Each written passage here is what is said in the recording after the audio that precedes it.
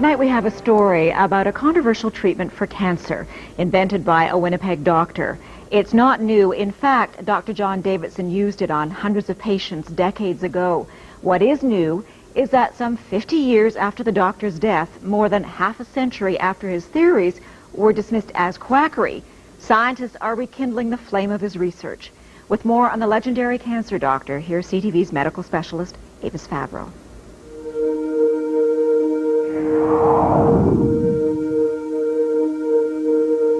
His name was John Ralston Davidson, a respected family doctor in Winnipeg in the early 1900s. A great scientist as well as a great doctor. And this is Leslie Gurney Bishop, now 88, a journalist who documented Dr. Davidson's controversial treatment for cancer.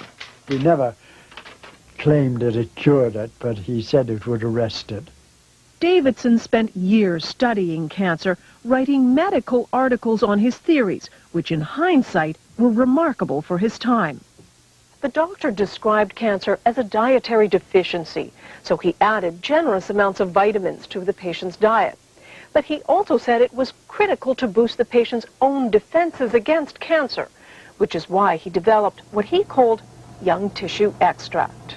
Davidson took fertilized hen's eggs just 9 days old and produced a powdered extract, which was then injected into patients with various forms of terminal cancer.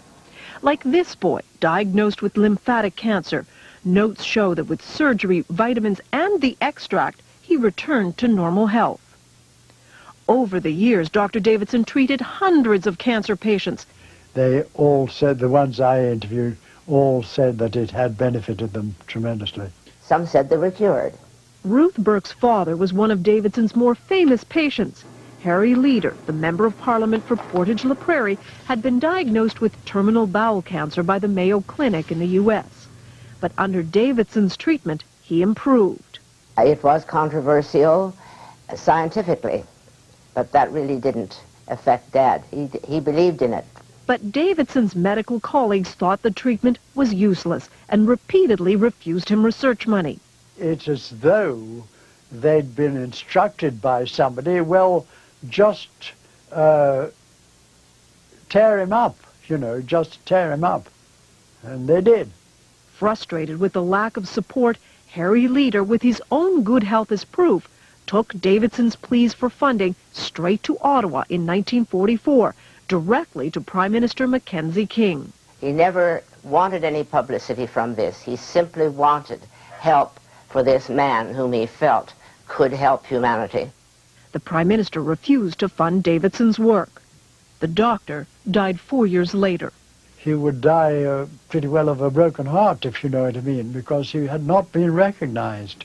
His cancer treatment thought to have died with him. But then 6 years ago, the treatment was rediscovered by a Toronto company. It hired researchers at Dalhousie University to test the theory. Could these embryonic chicken cells really be a cancer treatment? When research began, there was excitement.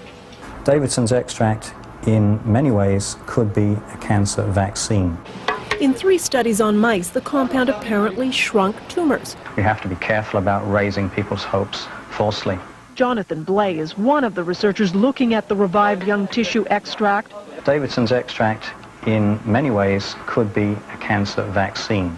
There could be things in the extract that promote a response against the cancer. But then suddenly, the research stopped. The then owners of the extract had financial problems. They stopped paying the researchers. Dalhousie was out some $60,000 and halted the experiments. The university would be interested in continuing the work because the results were very promising. But for nearly 5 years now, the capsules have simply laid on the shelf.